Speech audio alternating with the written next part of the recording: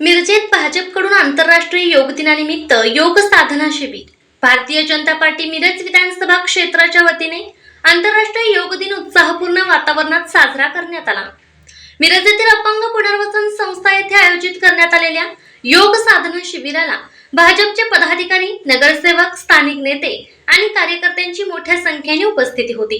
कार्यक्रमादरम्यान प्रसिद्ध योग प्रशिक्षक तेजस्विनी केसरखानी आणि श्रीकांत जयगोंड यांनी उपस्थितांना विविध योगासने, प्राणायाम आणि ध्यान साधनेचे मार्गदर्शन केले। त्यांच्या मार्गदर्शनाखाली सहभागी नागरिकांनी योगाभ्यास करून आरोग्यदायी जीवनशैलीचा संदेश दिला।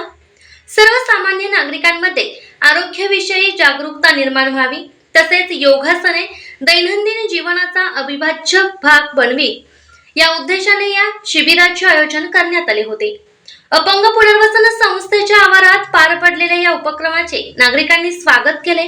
यावेळी उपस्थित पदाधिकाऱ्यांनी शारीरिक आणि मानसिक स्वास्थ्यासाठी नियमित योगाभ्यास करणे ही काळाची गरज असल्याचे मत व्यक्त केले।